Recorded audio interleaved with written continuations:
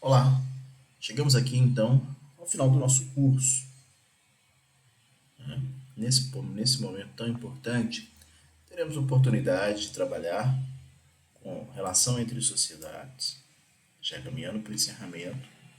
Relacionado ao mesmo tempo dessa relação entre as sociedades, nós temos ainda a constituição de joint venture, bem como grupo de sociedades, trabalharemos ainda hoje, assim como consórcio, holding e também a figura da subsidiária integral.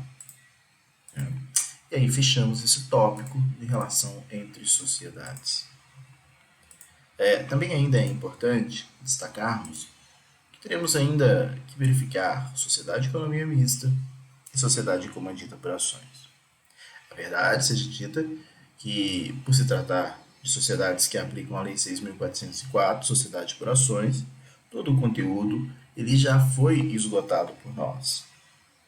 Nesse aspecto, nós teremos ainda que analisar, ainda não, perdão, melhor dizendo, nós teremos que contemplar, analisar e verificar aquilo que é peculiar, aquilo que é específico da sociedade de economia mista e da sociedade comandita por ações. Pois, como dito, tudo que já tivemos a oportunidade de trabalhar, na Lei 6.404 será aplicável a essas duas espécies de sociedades. Muito bom. Para começar, vamos falar relação entre sociedades. Né? E aí nós trabalharemos com coligação, simples participação, retornaremos à ideia que nós temos de controle entre sociedades. E também, claro, já vamos nos ater a algumas situações tais como o joint venture e a holding, para poder entender isso um pouco melhor. Dentro de uma atividade típica econômica, não raramente nós nos deparamos em sociedades que possuem participação ou que podem possuir participação uma da outra. O que quer dizer com isso? Eu estou trazendo aquelas situações, a título de exemplo, que nós temos uma sociedade anônima, poderia ser qualquer tipo de sociedade, mas como nós estamos trabalhando com sociedade anônima, vou privilegiar esse tipo societário. Né? Vou privilegiar esse tipo societário aqui, então. Dentro dessa dinâmica de relação entre sociedades, veja, privilegiar aqui esse tipo societário nosso, sociedade anônima. Então, o que é essa relação entre sociedades? Imaginemos que nós tenhamos uma sociedade anônima que seja a sociedade anônima X, esse é o nome dela, tem um nome qualquer, mas só para a gente identificá-la, será a sociedade anônima X. Nada impede, veja, nada impede, isso é completamente natural, e essa sociedade anônima X tenha, um sócio, um acionista, que pode ser, por exemplo, só para a gente diferenciar um pouco aqui, uma sociedade limitada. Sociedade limitada Y, por exemplo, olha, que é sócia, que é acionista dessa sociedade anônima, possuindo, portanto, ações. Veja, nós temos aqui uma ideia nítida, de uma participação de uma sociedade em outra. Né? Nesse aspecto, veja, quando nós falamos em participação de uma sociedade em outra, nós estamos aqui diante dessa relação de sociedades, e mais especificamente, relação entre sociedades. Uma sociedade participar da outra, uma sociedade ser sócia da outra. E aí nós temos alguns tipos de participação. A primeira delas, vamos identificar aqui, que é a coligação ou filiação. Coligação ou filiação. Vamos ver. O que é essa coligação ou filiação? Imaginemos, vou colocar aqui de uma outra forma, só para que nós possamos identificar. Imaginemos, isso aqui já vai dar uma ideia muito interessante sobre a holding, que se fala muito que é uma holding.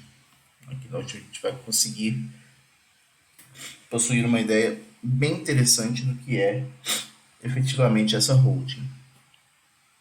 Acompanhe aqui comigo, por favor. Ó, imaginemos a seguinte situação. A sociedade é uma sociedade X, como visto ali, é uma sociedade anônima. Essa sociedade X, ela terá participação em outras sociedades. Ela terá participação em outras sociedades, tá? Pode ser qualquer tipo de sociedade, desde que não tenha impedimento legal. Pode ser, por exemplo, uma limitada. É qualquer tipo, eu me expressei de forma equivocada, né? Não pode ser qualquer tipo, não pode ser uma sociedade de nome coletivo. A sociedade de nome coletivo não pode ter sócios, pessoas jurídicas. Então, nós temos que tomar um cuidado com esse aspecto. Mas aqui nós temos outros tipos de sociedade. Sociedade X, por exemplo, nós temos a sociedade A, sociedade B, sociedade C, sociedade D.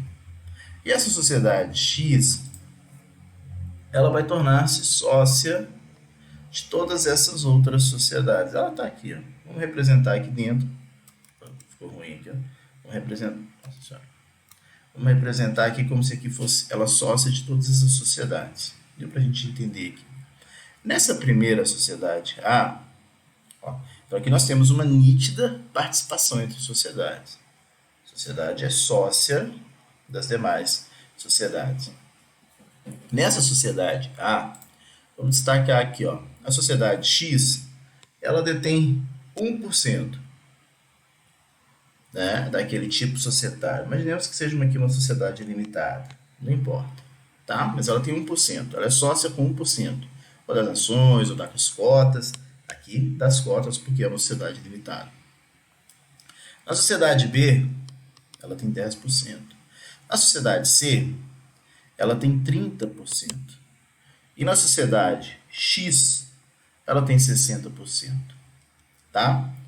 E aí nós conseguimos identificar essa classificação doutrinária da participação entre as sociedades. Entre coligação, nós vamos falar um pouquinho, controle, tá? E também da simples participação, tá? E aí a gente consegue visualizar isso com facilidade. E veremos também o que é proibido, a chamada participação recíproca, para poder evitar fraude de capital social. Vamos começar aqui das formas de uma sociedade tem, mas mais uma vez reforço, é uma questão doutrinária, né?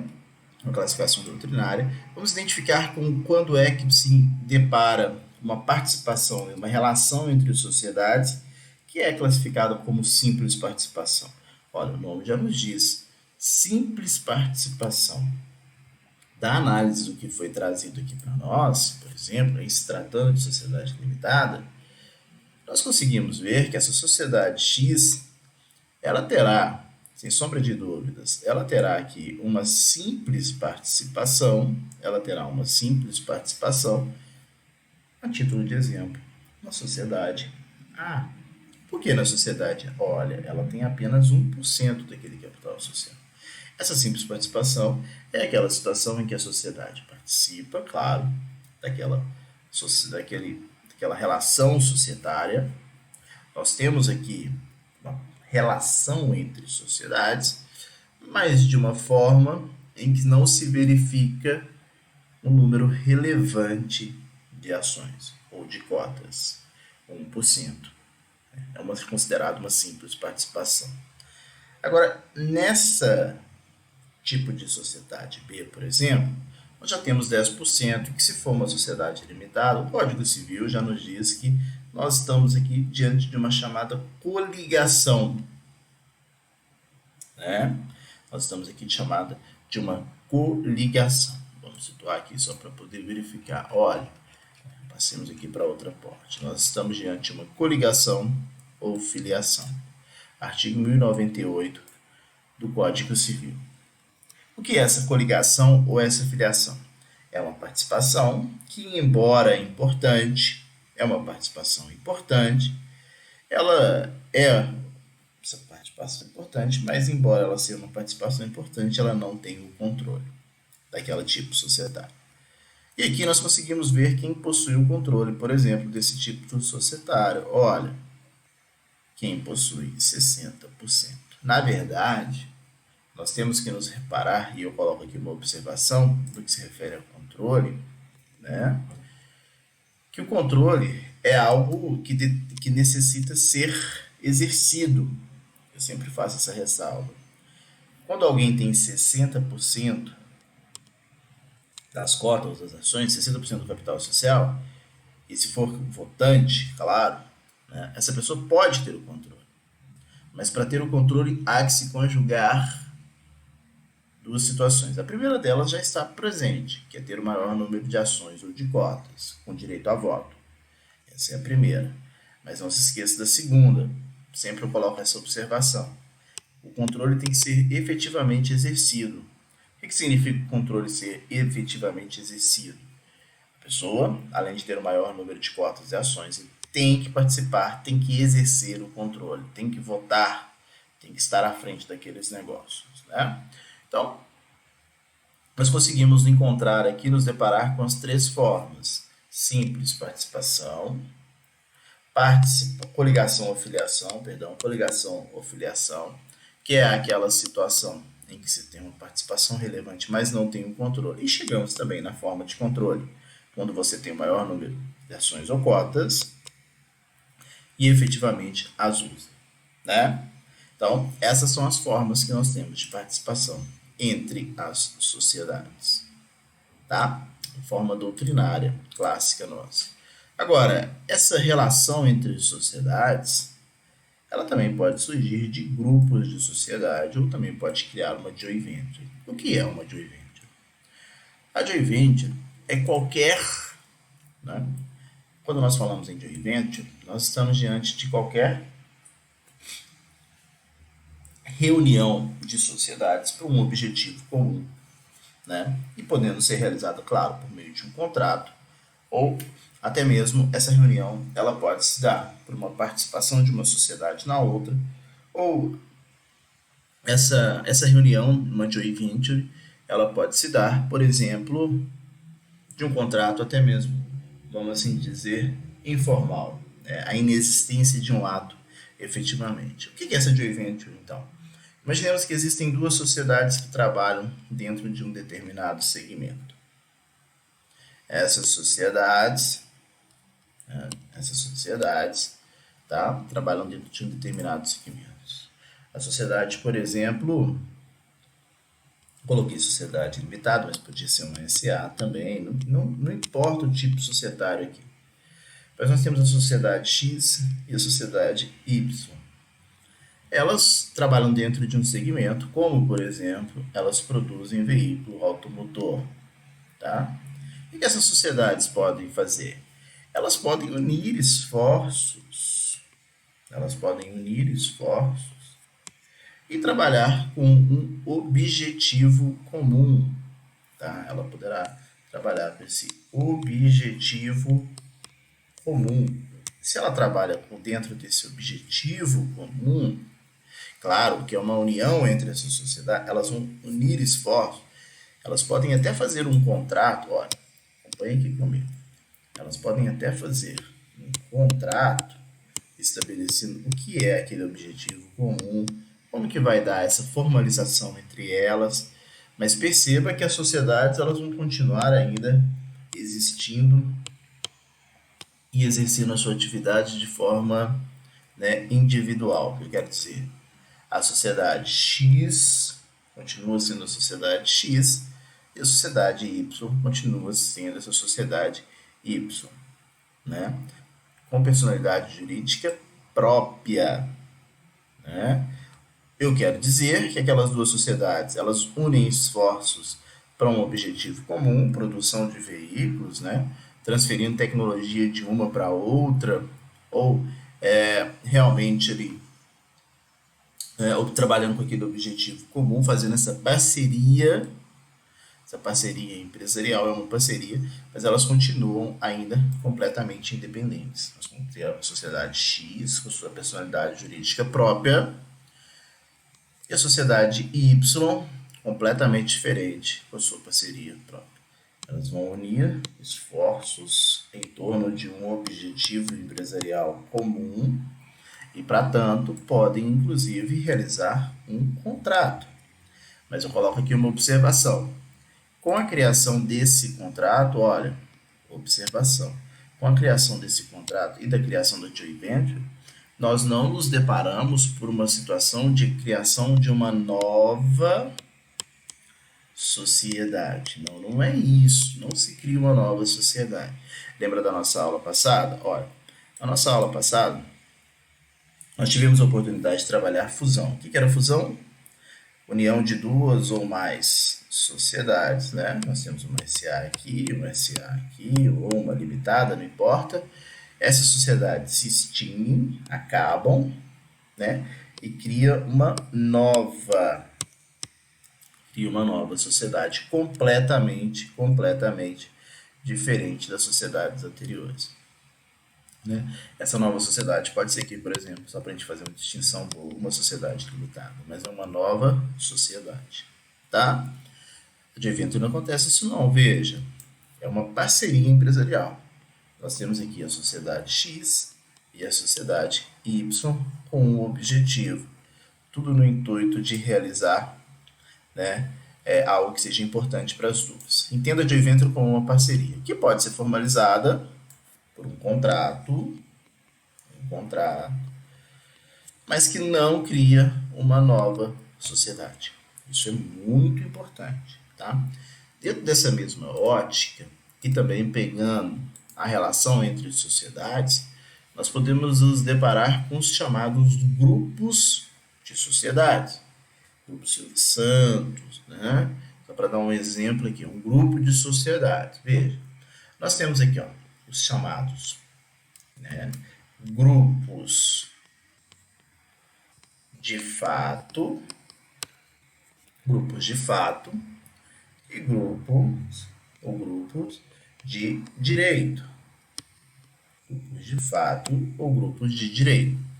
E aqui fica fácil para a gente entender. O grupo de direito, ele vai ser regulamentado pela Lei 6.404, de 76, a nossa lei de SA, grupo de direito. Já o grupo de fato, ele não vai ser, ele não tem uma previsão legal, não existe uma lei instituindo.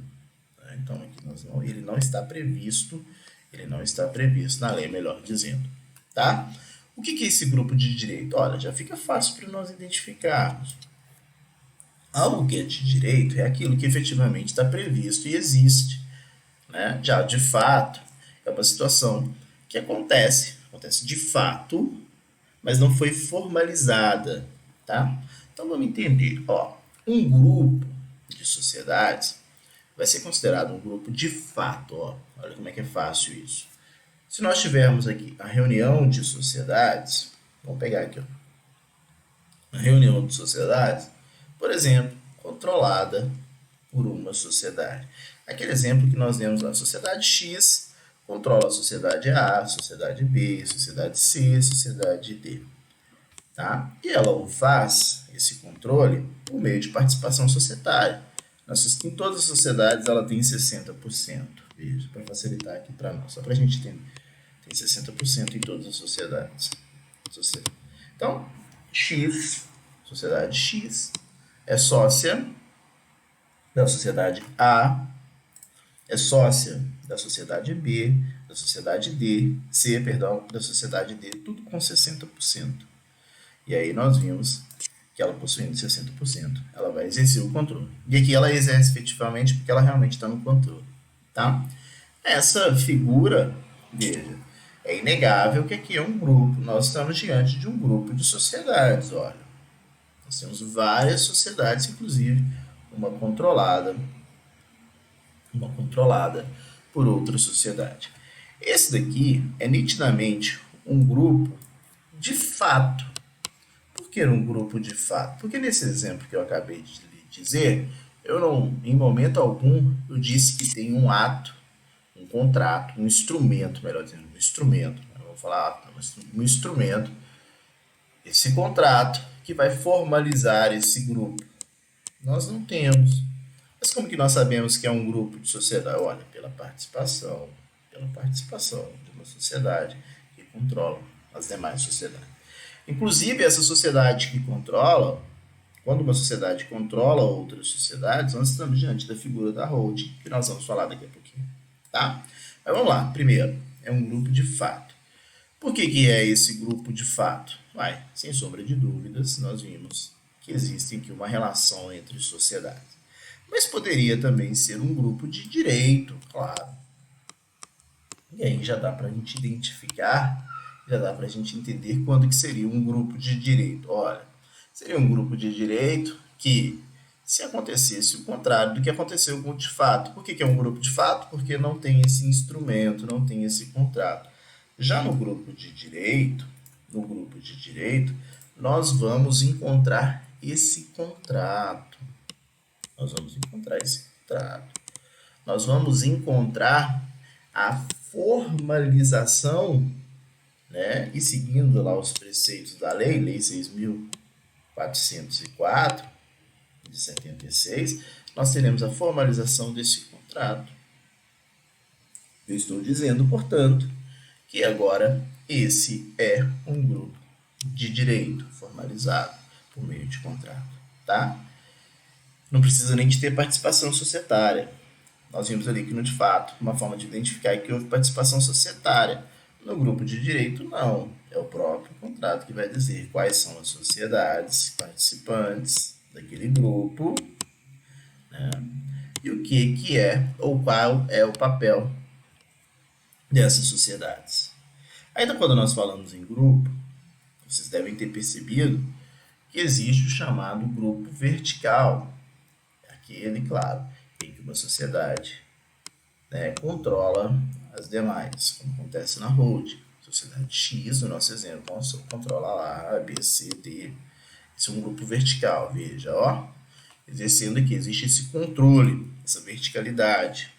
Existe esse controle.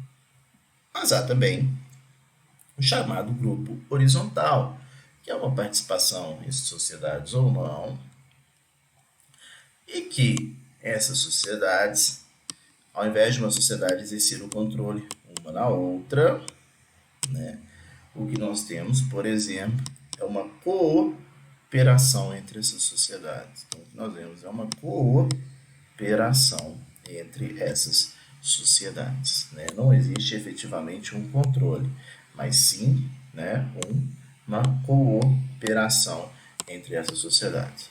Grupo, portanto, horizontal. São classificações que nós encontramos, né, dentro de toda essa nossa sociedade.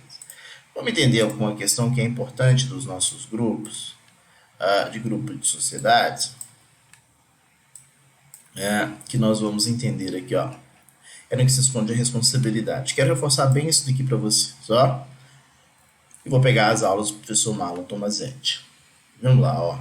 Com a formação de grupos, olha, com a formação dos grupos, não se cria, eu vou chamar bem atenção para isso, não se cria uma nova personalidade jurídica. Então, aqui mesmo que nós tenhamos um grupo de direito, um grupo criado por meio de lei, com os preceitos da lei, criado por meio de um contrato, isso que eu queria trazer, ó, um grupo criado por meio de um contrato, vou reforçar bem isso daqui, ó.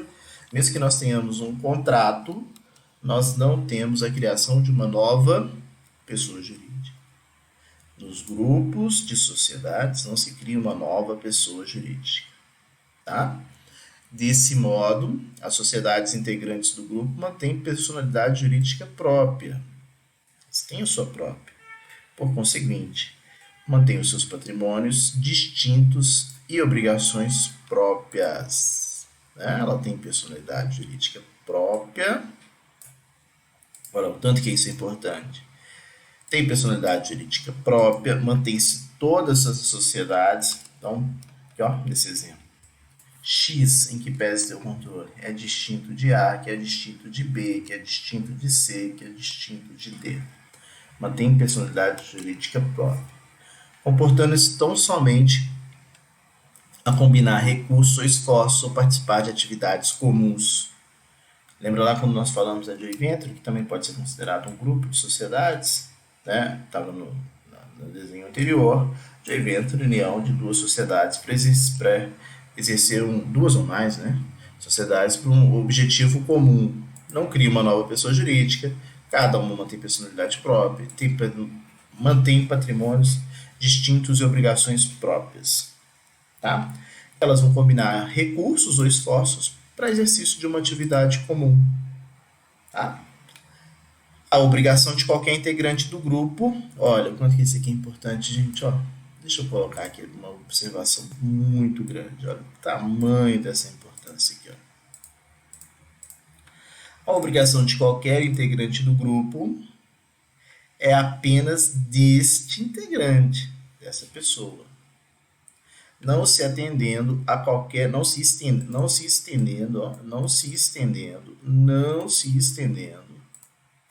a qualquer outro membro do grupo, dada a autonomia,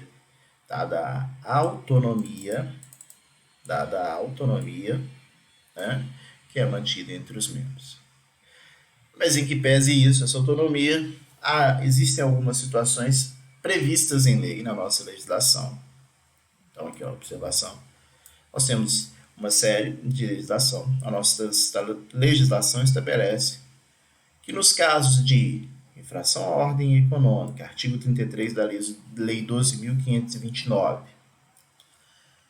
obrigações previdenciárias, INSS, por exemplo, artigo 30, inciso 9 da Lei 8.212, obrigações trabalhistas, artigo 2º, parágrafo 2º da CLT, a solidariedade entre os integrantes do grupo econômico. Então aqui, gente, ó, os integrantes do grupo econômico possuem patrimônio próprio, personalidade jurídica própria? A princípio, sim.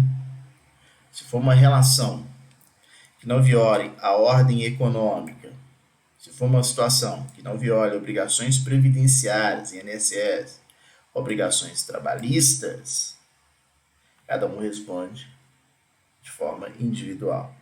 Entretanto, por força de legislação, e é por força de legislação, existem exceções. Quais são as exceções? Violação de questões previdenciárias, violação de obrigações trabalhistas, né? Nesse aspecto, por força de lei, que nós vimos aqui, a solidariedade entre os integrantes do grupo. A solidariedade. Né? Lembre-se sempre que a solidariedade ela não se presume, ela advém de contrato ou de lei. Nesse caso, ela veio por meio de lei. E solidariedade, todos são responsáveis pelo pagamento do todo. Então, a solidariedade existe. Já no caso de direito do consumidor, caso de direito do consumidor também, a responsabilidade é subsidiária. Artigo 28, parágrafo 2º. Ou seja, subsidiária, diferente de solidariedade, no caso, cobra-se primeiro daquele que causou o prejuízo. Se ele não conseguir, é que vai cobrar dos demais integrantes daquele grupo. Diferente da solidariedade, que você pode ajuizar contra todos, né? Ou contra aquele só que lhe deve, ou quem que você quiser, na solidariedade. Na subsidiariedade, não. Você primeiro ajuiza, cobra do devedor, se ele não fizer o pagamento. Aí é que você pode cobrar dos demais. Tranquilo? Tivemos a oportunidade, então, de ver aí as questões atinentes ou relativas a grupo de sociedades, né, joint venture e grupo de sociedades. Beleza? Outra situação importante para nós, ó, é consórcio, holding e subsidiária integral. Isso está tudo dentro da mesma temática.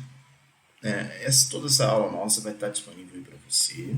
Eu estou lhe mostrando os pontos primordiais, os pontos focais, os pontos essenciais, mas eu solicito, e é necessário, isso faz muito necessário, que se tenha uma análise detida sobre todo esse material nosso. Né? Então faça uma leitura aí. Mas vamos ver essas situações aqui, ó. Consórcio, holding e subsidiária integral. Tá? Vamos passar aqui bem rápido. Nós vamos iniciar aqui pelo consórcio. O que é um consórcio?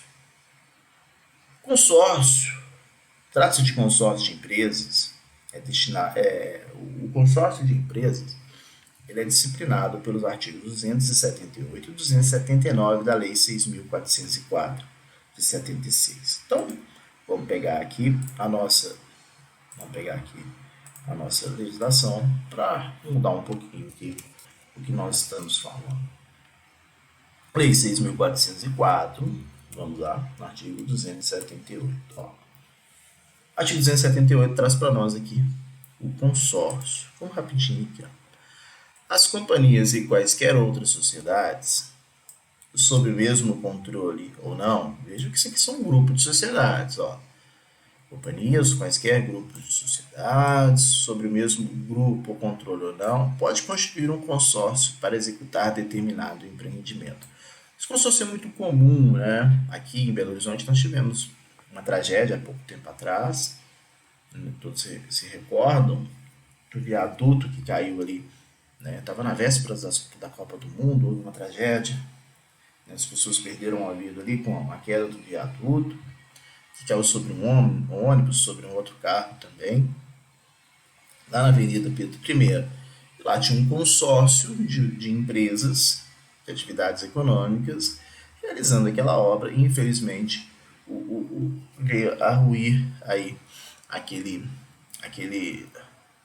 como vamos dizer assim. Estou pegando esse exemplo justamente porque ele vai ser muito rico para nós aqui, justamente para poder explicar essa ideia do consórcio. Tá? Então nós tivemos essa tragédia aqui em Belo Horizonte, o viaduto veio a desabar, ocasionando inclusive a perda de vidas. Né? Mas nós tínhamos lá, na época, um consórcio. Então aqui, ó, companhias, ou seja, empresas uniram, né, sob o mesmo controle ou não, e constituíram um consórcio para executar determinado empreendimento. Quando o empreendimento é muito grande também, é muito comum ter um consórcio para poder realizar as grandes obras. Né? Observado que dispuseram esse cara. O consórcio não tem personalidade jurídica. E as consorciadas somente se obrigam nas condições previstas no respectivo contrato. Não tem personalidade jurídica. Então, o que é um consórcio mesmo? Ó, sociedades se unem e aqui nós temos um contrato. Se você vê lá o grupo de direito que acabamos de ver, né? Sociedade XY, XY e Z unem por meio de um contrato para exercer um objetivo. Aqui tem que ter um contrato, tá? Criam um consórcio. Ente despersonalizado, não tem personalidade jurídica. E cada consociada somente obriga nas condições previstas no respectivo contrato. Cada um respondendo por cada uma por suas obrigações, sem presunção de solidariedade. Então, a sociedade X mantém a sua autonomia, a Y mantém a autonomia, a sociedade Z também mantém a sua autonomia. Todas autônomas. E que por meio desse contrato, X, Y e Z estabeleceram direitos e obrigações. O quanto que cada uma participa, o quanto que cada uma recebe naquele consórcio e também qual é a responsabilidade. É claro que quando nós falamos isso, mesmo sendo um ente despersonificado, vamos lembrar, lembra lá do condomínio edilício, que tiveram a oportunidade de aprender, né? Condomínio edilício prédio. Quando tem um condomínio, o que é um condomínio? Condomínio é a união, o esforço ali de todos aqueles moradores, de todas aquelas unidades autônomas, né? Cada uma daquelas unidades autônomas. O condomínio tem personalidade jurídica? Não. O condomínio tem capacidade processual, ou seja, o condomínio pode ser autor, o condomínio pode ser réu. Claro, não tem problema nenhum, eles têm capacidade processual, né? Mesmo sendo um ente despersonificado, são titulares de direitos e obrigações, mas as obrigações, nesse caso, em existindo obrigações, nesse caso do condomínio, por regra própria, essas obrigações elas vão refletir no patrimônio pessoal dos condôminos. Aqui, mesma situação. Se o consórcio não tem personalidade jurídica, mas pode ser autor e réu, nessa situação que nós tivemos aí da queda do viaduto, é claro que o consórcio é réu, de algumas ações, né? E nesse caso, quem que vai responder? O consórcio. E ele vai ser responsabilizado. Mas quem que vai pagar isso daí? Aquelas pessoas que fazem parte dos consórcios, o consorciado. De que forma? No que estiver estabelecido entre eles no contrato. Responsabilidade recai no contrato. Não, e nesse caso não tem a presunção da solidariedade. Tá? O que deve ter? A falência de uma consorciada não se estende às demais, né? E continua o consórcio existindo. O que deve ter no consórcio? O consórcio será constituído mediante aprovação de órgão da sociedade competente para autorizar a alienação daqueles bens do ativo circulante, do qual constarão a designação do consórcio, o nome, o empreendimento, o objeto daquele consórcio, a duração, o endereço e o local, foro. Definição das responsabilidades, obrigações e responsabilidades de cada consorciada, das prestações específicas, normas sobre o recebimento de receita e partilha dos resultados, normas sobre a administração do consórcio, quem que vai administrar, como que vai ser contabilizado, representação, taxa de administração se tiver, forma de deliberação aqui. Toda sociedade, condomínio, você consegue ver isso, tem um síndico lá. Forma de deliberação sobre assuntos de interesse comum, número de votos de cada consorciado, contribuição de cada consorciado para as despesas comuns, se elas existirem. Né? É o ente despressonificado, em que pese o consórcio ser arquivado no registro do comércio, junta comercial, registro público de empresas mercantis, ele não tem pessoa jurídica própria. Tá? Isso é o mais importante para nós. Outra situação também trazida nessa aula nossa, que é importante, que se faz importante, é a chamada hold. Mas nós já tivemos a oportunidade de ver. O que é hold? Hold é controle. Hold significa controle. Né? Quando é que nós temos uma hold? Nós temos a chamada hold pura, hold mista, e aí nós temos uma série de outras situações. Tá? Mas vamos identificar aqui. Imaginemos que nós temos uma sociedade X criada na forma limitada. Perdão, ficou ruim. Imaginemos que nós tenhamos uma sociedade X e essa sociedade X foi criada no formato de uma sociedade limitada. Essa sociedade X é uma holding e ela vai ser uma holding pura. O que significa dizer?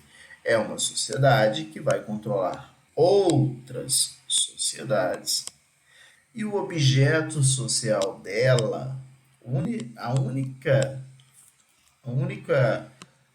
função de existir essa sociedade, né? O único objetivo, o único objeto dessa sociedade, o único escopo é controlar outras sociedades. Isso significa dizer que ela não exerce nenhuma atividade econômica a não ser exercer o controle sobre as outras sociedades. Tá? Essa sociedade X controla essas demais sociedades. Nós estamos diante de uma holding pura.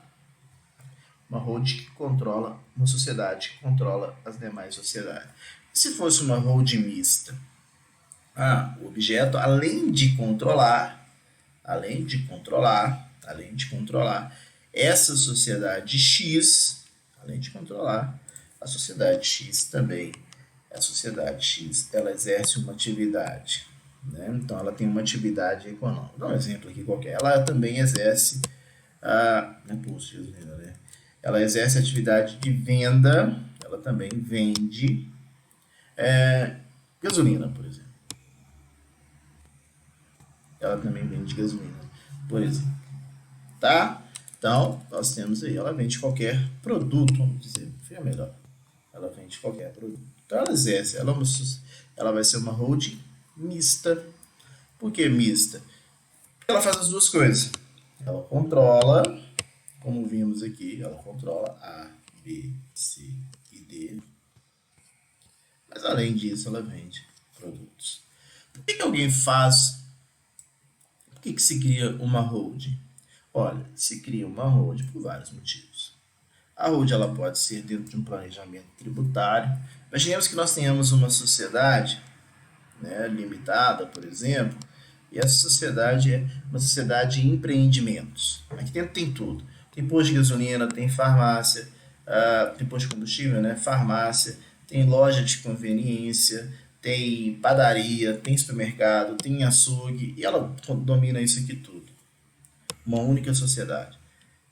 A melhor situação, sem sombra de dúvidas, é separar, veja, é se criar uma sociedade, uma holding, para separar essas atividades. Por quê? Porque quando você separa essas sociedades, você dá a elas personalidade jurídica própria. Então você fica separado aqui a farmácia, o açougue, a padaria, o posto de gasolina e assim vai sucessivamente, né? Por várias questões, por questão tributária, por ter autonomia, né? Significa dizer se uma dessas sociedades vier a ter algum problema dentro daquela dinâmica que nós estamos falando, se ela tiver dívidas, por exemplo, lá contra um banco, quem vai falir é só a farmácia, é só o açougue. Ao passo que se tiver tudo, se os ovos estiverem todos dentro de uma cesta, se a cesta cair, todos os ovos podem se perder. Né? Eu fiz essa metáfora para poder dizer, ó, todas as atividades estão sob o pleito de uma única sociedade, que ela é de empreendimentos, nada justifica ter essa modalidade. Né? Porque aí, se uma vir a ruir, isso pode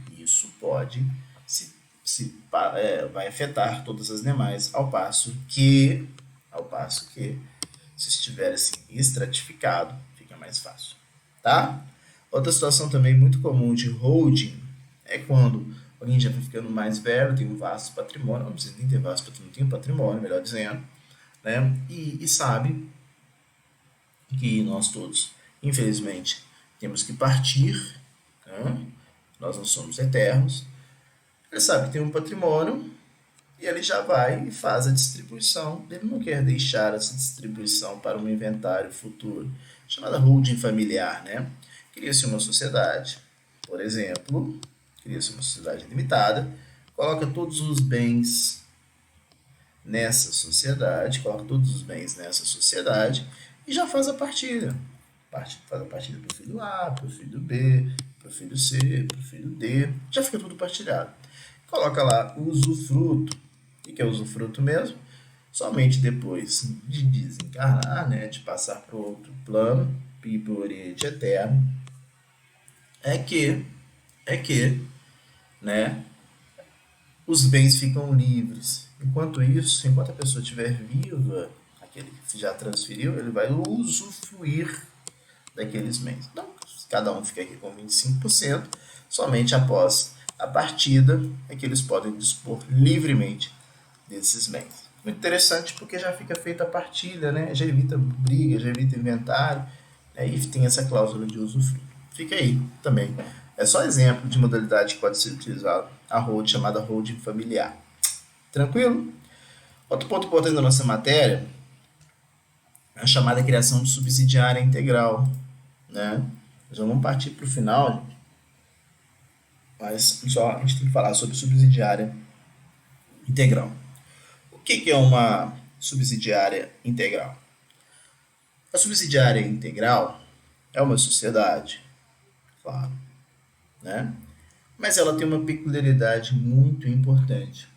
É uma sociedade anônima, é uma SA, que tem apenas um sócio. Nas nossas aulas eu sempre disse isso, olha, existe uma sociedade, que nós sabemos que para a constituição de uma SA, há necessidade que nós tenhamos no mínimo 2 sócios. Tem uma aula específica aí de constituição da nossa sociedade, inclusive tem uns vídeos sobre isso. Mas existe uma sociedade anônima, então isso aqui é a regra geral. Tem que ter no mínimo 2 sócios. Pode ser pessoas naturais ou pessoas jurídicas.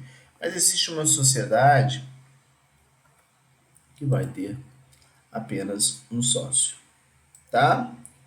Que é a chamada sociedade subsidiária integral. O que é uma subsidiária integral? Vou só fazer uma leitura aqui para poder vocês entenderem com mais calma. É a participação de uma sociedade pode ser uma estratégia empresarial. A sociedade subsidiária é uma sociedade anônima com um único sócio. Por sua vez, deve ser uma outra sociedade, que por sua vez deve ser uma outra sociedade brasileira. Trata-se de uma ideia similar a uma filial, porém dotada de personalidade jurídica própria e, consequentemente, de direitos e obrigações próprias. Situações importantíssimas nossas aqui, né? Veja, situação importantíssima. Deve ser uma outra sociedade brasileira. Uma outra sociedade brasileira que vai ter personalidade jurídica própria. E gravem isso aqui, ó. Uma ideia similar a uma filial. Olha quanto que isso é importante. Vamos ver aqui agora, então. É uma sociedade que tem um único sócio. Esse único sócio pode ser uma pessoa natural? Não, não pode. Esse único sócio tem que ser uma pessoa jurídica que desenvolva uma atividade econômica, né? Tem que ser uma sociedade brasileira. Seria a seguinte situação, olha, subsidiárias integrais tão falada aí na Petrobras e inclusive a privatização dessas subsidiárias integrais, que é o seguinte, nós temos uma sociedade anônima, tá? Essa sociedade anônima, deixa eu te dar um exemplo aqui primeiro, antes de explicar subsidiária integral, para poder explicar filial. Vamos pegar aqui, Bradesco. Bradesco é uma sociedade anônima. Aí o Bradesco tem um monte de agências espalhado pelo Brasil todo. Um monte de agências espalhadas pelo Brasil todo. Tenho certeza que tem uma próxima aí você. Essas agências, então, elas são pessoas jurídicas próprias. Elas são pessoas jurídicas próprias. Elas possuem personalidade jurídica própria. Estou falando das agências. Elas possuem personalidade jurídica própria? Não. A resposta tem que ser negativa, não. O que elas são? Filiais. Se você analisar, todas têm o mesmo CNPJ, todos têm os mesmos sócios, todos os mesmos acionistas. No Bradesco lá, o CNPJ vai ser 60-746-948, e aí você identifica as filiais. Se for 0001-12, você está falando da matriz do Bradesco. Esse é o CNPJ matriz do Bradesco. E é mesmo, você pode até conferir. Tantos anos trabalhando no Bradesco, que até decorei isso, tem que pagar processo lá no jurídico. Tá? Isso é a matriz. Mas existem outras filiais, por exemplo. Se for a filial 465, Belo Horizonte Centro aqui, ó. Tá? O que você tem aqui? Você tem isso aqui, ó, 465. O CNPJ é a única coisa que vai mudar, e aqui eu dígito, eu não sei. Mas o CNPJ mantém o mesmo e muda. Mas é tudo a mesma atividade econômica, toda a mesma cidade, mesma sociedade, tá? Tudo é Bradesco, né? Todas as agências que você vê não tem distinção.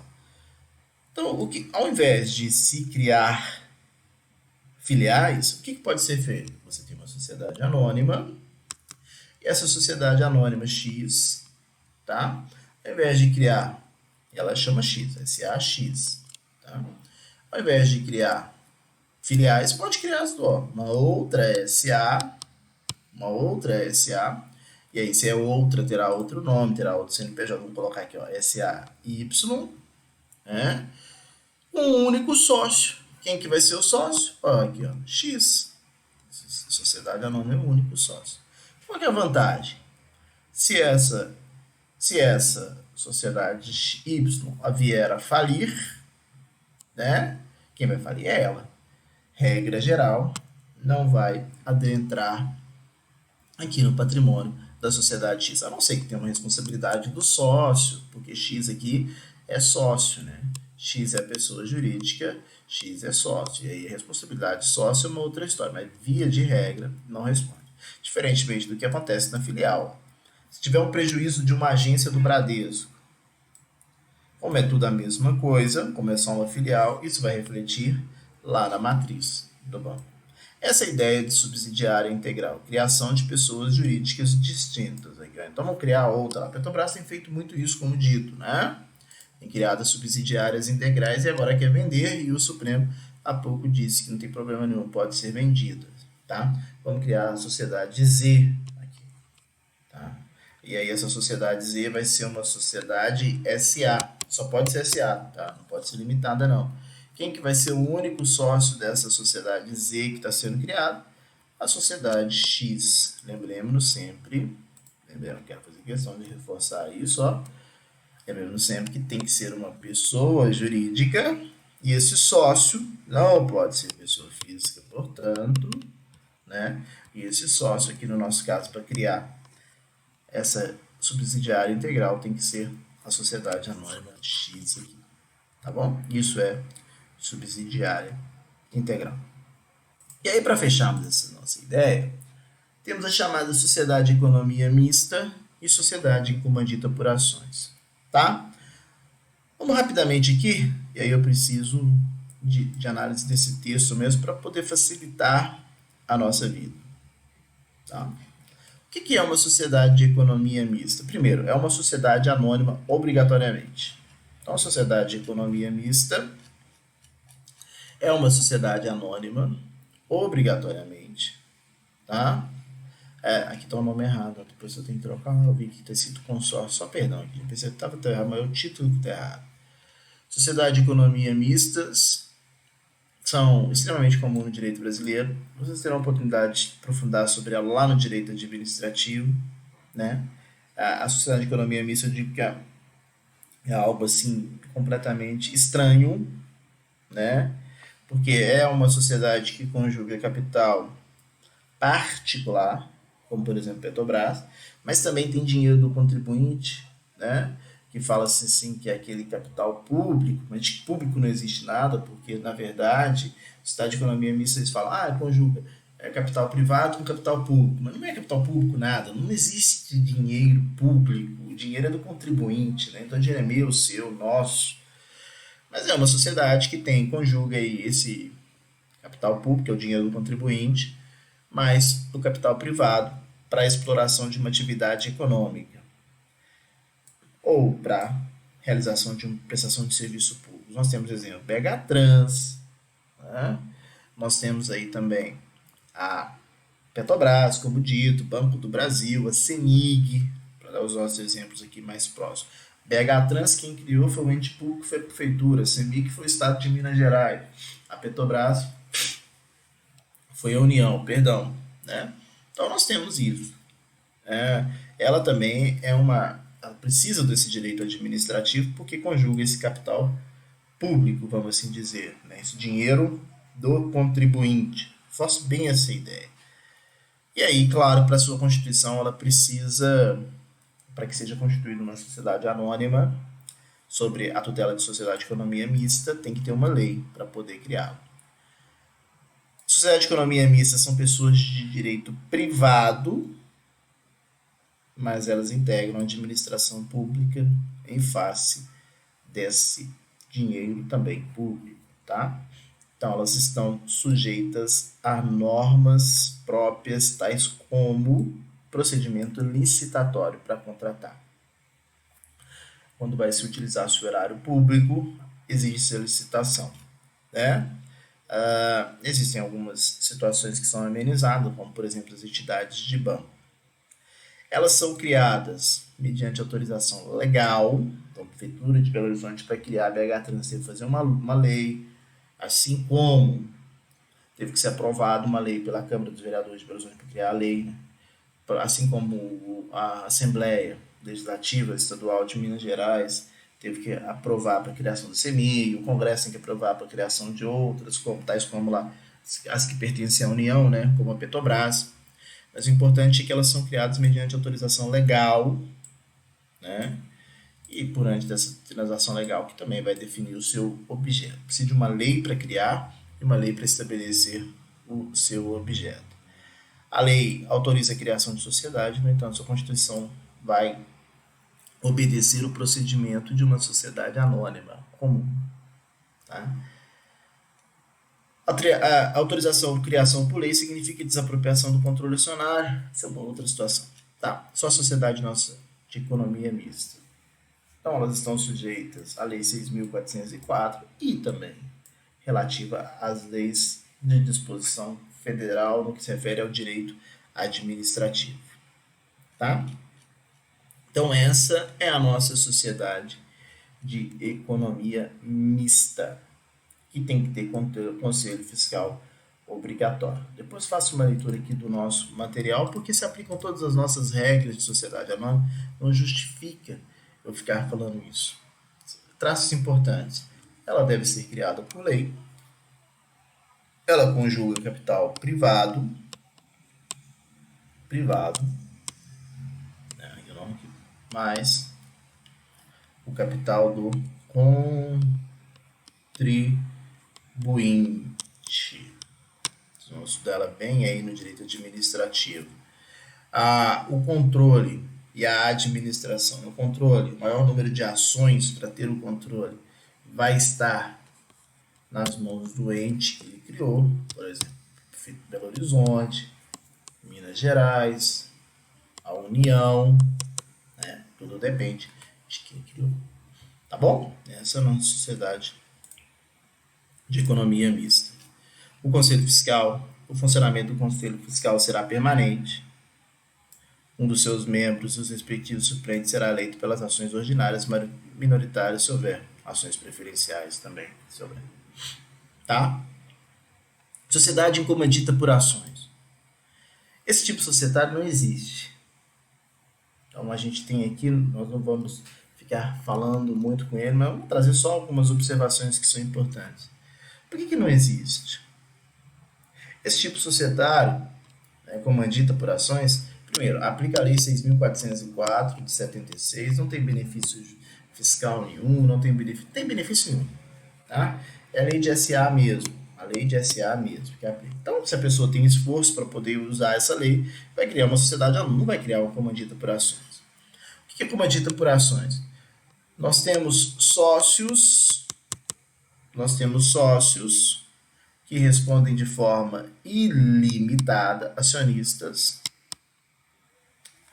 Só um minutinho, perdão aqui, ó. Peraí, ficou ruim isso aí. Sociedade comandita por ações. Nós temos sócios, acionistas que respondem de forma ilimitada, e temos também sócios, acionistas que vão responder de forma limitada. É por isso que não existe. Todo mundo que quer ser sócio, acionista, quer aproveitar do artigo 1º da nossa lei. Ou seja, o máximo que o acionista responde é com o seu patrimônio, com as suas ações, nunca com o seu patrimônio pessoal. Para que você vai criar uma sociedade que você, sócio, acionista, vai responder de forma ilimitada? Né? Aqui, ó, só para reforçar mesmo. Ilimitada. Ou seja, você vai responder com todo o seu patrimônio pessoal, não só com as suas ações. Isso não justifica. Então, isso não existe, sociedade comandita por ações. Mas tem alguns traços. É uma sociedade em desuso, não existe, não é desuso, não existe. Redigida pelas regras de sociedades anônimas, tá? Trata-se de uma sociedade cujo capital é dividido em ações, portanto, podendo usar a razão social a denominação, sendo obrigatório o nome do administrador, se for uma razão. Os administradores da companhia são necessariamente acionistas, os administradores são acionistas e assumem responsabilidade subsidiária, solidária e limitada pelas obrigações sociais. Ora, ninguém quer isso. Você vai administrar uma sociedade, vai responder com todos os seus bens, e diferentemente do que acontece com as sociedades anônimas, que os administradores podem ser acionistas ou não, aqui na comandita por ações todos são acionistas, os mesmos são nomeados pelo estatuto, sem mandato fixado, e só poderão ser destituídos por deliberação de tomada de 2/3 do capital social. O legislador falou assim, ó, já que você é doido de criar uma sociedade que responde com todos os seus bens, acionista, então só você que pode administrar essa sociedade. Dada a sua responsabilidade pelos atos da companhia, determinadas matérias dependem da anuência específica dos administradores, tá? Então é isso que nós temos de sociedade em comandita por ações. Há uma pequena diferença. Por derradeiro, a sociedade em comandita por ações não podem emitir bônus de subscrição, claro. Não pode ter capital autorizado, claro, são só os acionistas, nem pode ter conselho de administração. Isso é importante. Não pode ter conselho de administração, não pode ter capital autorizado, não pode emitir bônus de subscrição. Tá? Tem que ser sempre, o administrador tem que ser o acionista e responde de forma solidária e ilimitada pelas obrigações sociais. Ok? Então, essa aí é a nossa sociedade subsidiária integral. Nós tivemos a oportunidade de ver aí aspectos importantes e chegamos ao final do nosso curso. Tá? Um abraço. Fiquem com Deus e saúde.